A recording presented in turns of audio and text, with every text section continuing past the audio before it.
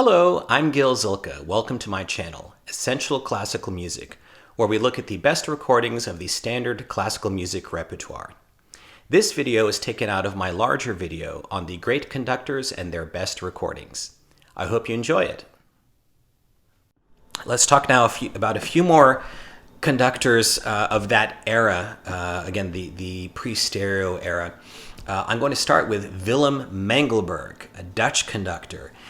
More on the Furtwängler side. In fact, way more beyond the Furtwängler side in terms of his flexibility and individuality and stretching of tempos. He was the conductor of the Concertgebouw for many decades and really turned that orchestra into a virtuosic outfit. And what's really exciting about it is when you get a conductor like that who spends years with an orchestra, just like you have with Furtwängler with the Berlin Philharmonic, and they know each other so well, the freedom of expression and the freedom of movement, it's really like nothing else. Now, the first recording I want to recommend from Mengelberg is a very special one. It's the recording it's a live recording of the Bach St. Matthew Passion. Maybe a little anachronistic to some, especially the period instrument types. But this is just an amazingly devotional, spiritual, from the heart recording of this work. This was the 40th time in a row they had performed it at Easter for 40 years. So obviously it's something they knew very well.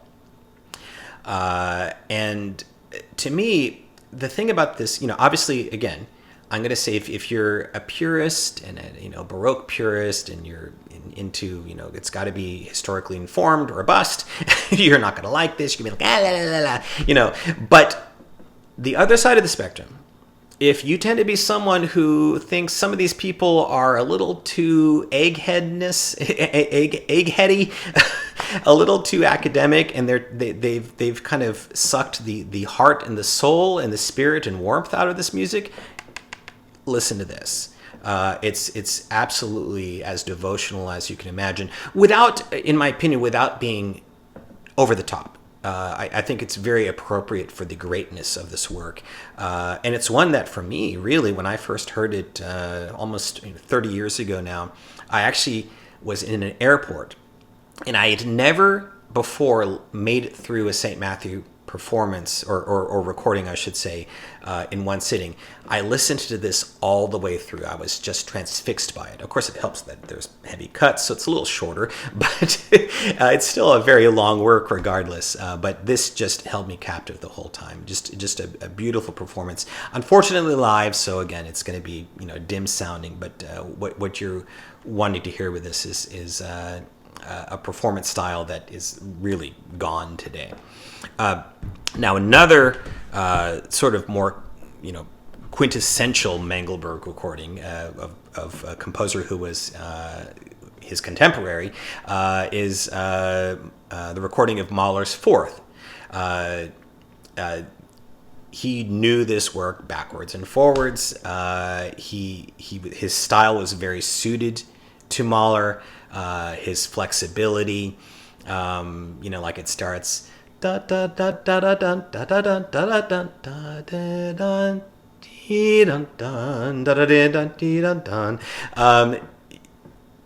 so like the beginning, he right away he takes this big rubato where he slows it down, and then he starts up again, and the orchestra is with him the whole time, and it doesn't sound random. It fits the music very well. Beautiful version of the Adagio, gorgeous solo at the end. Again, not the best sound quality, but it's really a one-of-a-kind Mahler interpretation. And then finally, for Mengelberg, I want to mention a very famous recording that he did much earlier in 1928 with the New York Philharmonic. When he was visiting the States.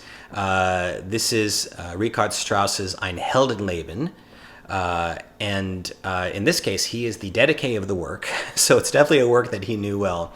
and it's unmissable in terms of the interpretation, in terms of the storytelling and the flexibility and the knowledge of what to do when to really get the best dramatic impact. And then you add to that the virtuosity that was already present in the New York Philharmonic, and that really in this recording, it's fairly clear for the 20s. It's a studio recording, and it's limited. You don't get the full orchestral splendor, but you are able to hear what's going on, and it's another one of these reference documents that is unmissable. Thanks for watching. I want to wish you all a great day and happy listening.